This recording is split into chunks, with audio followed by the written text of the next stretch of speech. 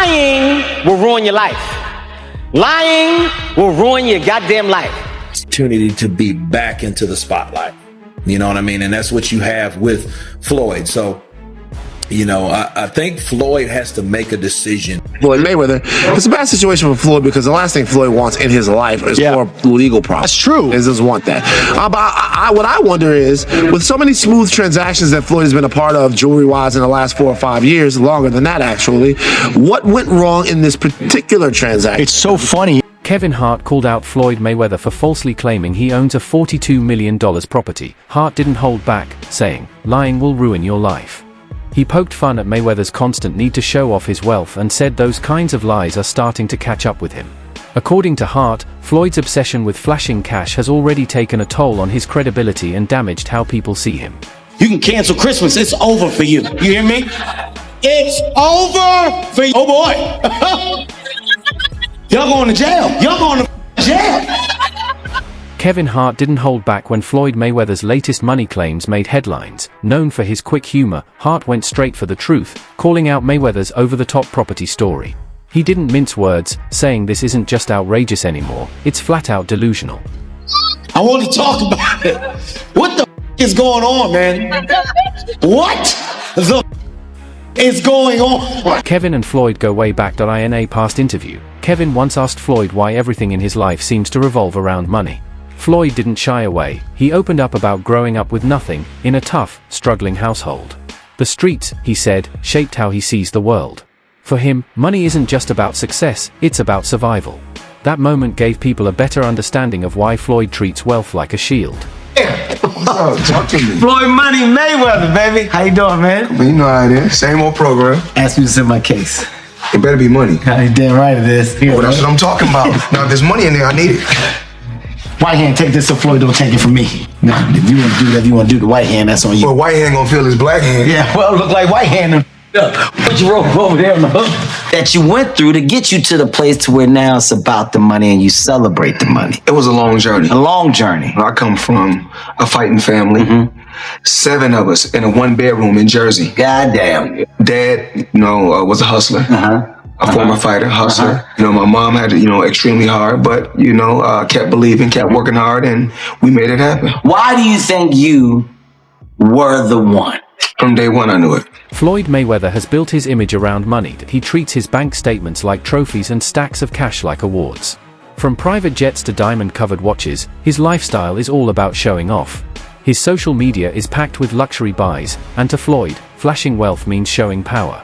But lately, the more he shows, the more people are starting to question if there's anything real behind the display. The money man is getting ready. It's Super Bowl weekend, Las Vegas. He had to get the ones. Make it rain. I need everybody. That girl collection, Thursday, Friday, Saturday, Sunday, the Super Bowl, or whoever win or lose, it don't matter. I need everybody there. Girl collection. Yeah.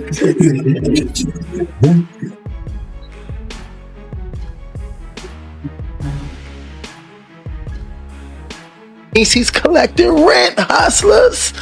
You know how much rent that is? And guess what? I don't know his paperwork, but obviously if you spent that much in real estate, it looks like he spent it in one shot, but even if he didn't, but usually he did. And if he dealt with the same person, you get a deal, right? So through these deals, he's making money. It's definitely an income situation. They're all apartments. It's not a commercial building. They're all apartment buildings, which are commercial, but they're apartments. So guess what? $402 million in real estate. Hey, he's $500 million in real estate just off apartment. Mayweather always took pride in doing business his own way. No managers, no advisors, just him making every call. In boxing, that's almost unheard of. While most athletes lean on professionals, Floyd saw himself as outsmarting the system. But running everything solo also meant he had no one to catch mistakes. What once looked like genius now feels more like risky behavior. With no one double-checking the numbers, it's becoming clear that the empire he built might not have been as solid as it seemed. I think with Floyd, he's never had a manager as well, right? He's always negotiated his own deals. Is that what kind of led to his wealth? He didn't have to cut a It's not that he ain't got a manager, but he has got a manager. So he's can't remember his name now. So he's got a man, an elderly fella that's always with him. And but he does, everything goes through him, everything. Floyd ain't very clever, believe me. But training wise, man's a genius, and it's hard work, dedication. Don't matter how good you are. I mean, I am world class as an athlete, but I never trained like the top boys. I just thought, don't worry out, because I love a row and I love the fighting. Let's just turn up. Yeah. I mean, but after 3-4 rounds, if I ain't knocked you out, what's Sting coming at me ass? Floyd's decision to manage his own money has come back to bite him. Point one example: a lawsuit from a jeweler who says Floyd took pricey jewelry and never paid for it. There was no deal, no payment plan, just an excuse. According to the jeweler, Floyd simply claimed he forgot. So, a Miami jeweler that goes by the name of Leonard Suleymanov is like, give me my money. Give me my money. So he is hitting Floyd Mayweather with a huge lawsuit. Y'all, we're talking about a cool $4 million for some luxurious watches and diamonds that Floyd supposedly forgot to pay for. Y'all know he forget to cash checks. You know what I'm saying? He might have forgot to pay for it for real. So even, y'all tell me if I'm saying this right. That kind of confidence borders on arrogance, like he thinks the rules just don't apply to him, and this isn't hearsay. These are real lawsuits, backed by official court records. He likes his jewelers, he's got his jewelers that he likes, but also if he sees a piece he likes, he's going to buy it. It's almost as if he fights to support his jewelry buying habit. It's pretty true. I mean, look at the way that we've seen this. What happened in Miami this week, though, was not the case. I mean, it's not like he went in there and made somebody rich. As a matter of fact, it ended up with the cops being called. We are being told that he walked into a place called the Diamond Club Fine Jewelry Shop in Miami and was looking at stuff, and when the jeweler busted out a very expensive stone, an argument ensued between Floyd and the jeweler. Now, it's unclear exactly what they were arguing about, but intensely and so quickly that the cops were called to the jewelry store, and Floyd ended up leaving without buying anything, left. So he wasn't there to speak with cops when cops arrived, but what usually results in financial, an explosion resulted in the cops being called. This is a bad situation for everybody involved, don't you guys think? Yes, bad situation for the jeweler because they didn't get their windfall of money from Floyd Mayweather. It's a bad situation for Floyd because the last thing Floyd wants in his life is more legal problems. That's true. He doesn't want that. But what I wonder is, with so many smooth transactions that Floyd has been a part of jewelry-wise in the last 4 or 5 years, longer than that actually, what went wrong in this particular transaction? It's so funny. Babcock, you can attest to this too. We've been calling everybody connected to this. Floyd's camp ain't saying anything. When journalists tried to verify Floyd's big real estate claims, they ran into a mess of conflicting information. Point one rep said the deals were real, but refused to say it on the record. What's the point of buying 62 buildings? You buy a couple... No, 62 units, I think, right? No, 62 units could be one building. Yeah, it could be. They got buildings with 90 units, yeah, 100 and some units. He has 62 multi-family units. That's what it says. So that's 62 buildings. Like you just said, it's probably so 62 think buildings. about it. If he has that, some of the buildings might not be in the best condition. Right. So knock it down and build, or knock, if they're side by side, knock both of them down. Don't renew rents. Let them move out and then build a skyscraper. Or if he makes commercial properties out of some of those. That's what I'm saying. Floyd keeps spending big, living like royalty, but rumors of bankruptcy just won't disappear. Joe Rogan recently took a jab at him for continuing to do exhibition fights, saying, "It's clearly about the money." Rogan pointed out that someone who's truly wealthy doesn't keep chasing quick cash.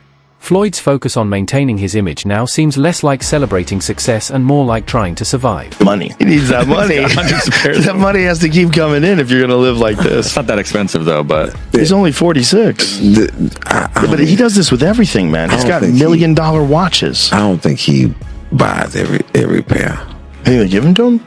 Yeah. Floyd's talent in the ring is undeniable, but his constant self-praise has started to push even his fans away. He often compares himself to boxing legends, claiming no one in history has achieved what he has. While his confidence may have been inspiring at one point, now it just comes across as noise. Still waiting? Well, I think I'm separated now. I don't think there's no boxer in history that has accomplished what I've accomplished. Not bragging or boasting, just speaking the truth. I take my hat off to a lot of legendary champions, that paved the way for me to be where I'm at in the sport of boxing. But that was their era and this is my era, had a tremendous career. And we got young fighters that's on the rise, that's under our banner. The ultimate goal is to find the next Floyd Mayweather that can break my records. So is Gervonta Davis that guy? I'm separated now, but I honestly don't think there's ever been a boxer in history who's accomplished what I've accomplished. I'm not bragging, just speaking the truth. I have a lot of respect for the legendary champions who paved the way for me in boxing, but that was their time, and this is mine. I've had a great career, and now we have young fighters coming up under our banner. The ultimate goal is to find the next Floyd Mayweather, someone who can break my records. So, is Gervonta Davis that guy? Floyd Mayweather is the most successful boxer in history with a 50-0 record, and one of the wealthiest athletes of all time with $1 billion in earnings. But I bet you didn't know it all started with a $750,000 bet on himself. Here's the wild story. In 2006, Floyd Mayweather was 10 years into his boxing career and earning over $5 million per fight. At the time, Mayweather was signed to Bob Arum's Top-Rank Boxing promotion, a partnership which saw Arum get 25% of Mayweather's fight purse. But Mayweather wanted more, and in 2006, he turned down $8 million to fight Antonio Margarita and said he deserved $20 million to fight Oscar De La Hoya. Arum wasn't happy and wouldn't pay up. So Mayweather paid the $750,000 exit fee in his contract to leave Top Rank. Mayweather then went on to promote his own fights, earning a percentage of every ticket, hot dog, and beer sold at the event, and most importantly, all pay-per-views sold. And just 1 year later in 2007, after leaving Top Rank, Mayweather made $25 million for his win against Oscar De La Hoya. Now that's what happens when you bet on yourself. From the beginning, Mayweather knew boxing wouldn't last forever. He built brands, launched promotions, and signed big deals. But his relentless chase for money raised a lot of eyebrows. There were unpaid debts, exaggerated earnings, and questionable claims. In the end, his business moves seemed more like smoke and mirrors than solid strategy. Able to bring my team as well as my family around the world so they can experience different things. Something you said earlier, Floyd, it really fascinated me, and it gave me an insight that you really learned about money. Is you said in real estate, you got to know what to do on a small scale first. Yes. And then you went big. And is that because you don't want to take massive risk because you want to be smart with your money? Well, like you don't go out there and work extremely hard for so many years and then take every dime you got and just put it into something that you don't know about. Well, a lot of people do, don't they? I mean, and a majority of the time you get bad results. 90% of the time you get bad results. Just like boxing. You know, I've gotten great results. When Floyd fought Logan Paul, it wasn't about his legacy, it was about the money. Analysts pointed out that Mayweather wasn't helping the sport of boxing, he was simply cashing in on celebrity hype. Even Oscar De La Hoya, a former rival, couldn't hold back his criticism. He called these exhibition fights embarrassing and urged Floyd to step back. Coming from a fellow legend, that criticism stung. Oscar, like the public, sees it clearly. Floyd isn't chasing greatness anymore, he's chasing relevance. The man who once defined boxing is now at risk of being remembered as the guy who refused to let go, even when it became sad to watch. Okay, Floyd Mayweather fought another exhibition against Gotti last Saturday. A real show that left the crowd booing in the arena at the end. But in the middle of the second round, Floyd literally had the referee swapped out. He didn't like that the referee told him to stop hitting behind the head. Floyd is used to having the refs do whatever he wants, and he wasn't getting his way this time. It was so embarrassing. Floyd, you're 50 years old. You're a legend in the sport. I've stood up for you in countless interviews, including Shannon Sharp's podcast last week. But you have to stop embarrassing yourself with these exhibitions. I know life is hard. I know life is expensive. But come on, dude, put your legacy first. Nobody wants to remember you like this. And it gets worse. Your jeweler filed a lawsuit against you in Miami. And many are saying you're gonna have to sell off your assets. Floyd, I'm rooting for you. Come on, let's turn it around. Years after his fight with Conor McGregor, Floyd still hints at a rematch, not because fans are asking for it, but because his bank account is to him. It's one last big payday. It's not about proving anything, it's about survival. The desperation is obvious when your legacy is already set. Coming back repeatedly just to grab a quick cash grab starts to make you look more broke than break. What would be the value in seeing it a second time? The first one wasn't bad, but the whole thing was this notion of suspense and unpredictability and what would it be. Well, you got to see what it was. He got marched down and beaten up. Yeah, it seems like Floyd might realize within himself that that's the last giant money fight he can make. It would have to be as close to a real fight as possible. I mean, it's a Conor who can still throw his hands, although to your point, the brand is damaged and, you know, he needs a win badly in the UFC to revive that. But I wonder if Floyd at 45 is saying to himself, if I've got to fight one more time, a real fight, and that Logan fight was weird, and Floyd, I think, didn't expect to have to navigate it the way he did. I wonder if Floyd thinks this is it, but even that could be a trap fight for him, Luke, because of his age. You never know, okay? But to your point, it's hard to get amped up for it unless one or both of them is sort of riding a certain level of momentum. It was crazy that everybody keep asking me, why you not coming back to fight? Why you not coming back to fight? So I look at the fight game. I said, okay. I said, you know, fighters fighting, they make 3 million, 4 million, 6 million, 7 million. Some may make 10 or 20 million, but I'm doing exhibitions and I'm making 20, 25 million, 100 million for exhibitions.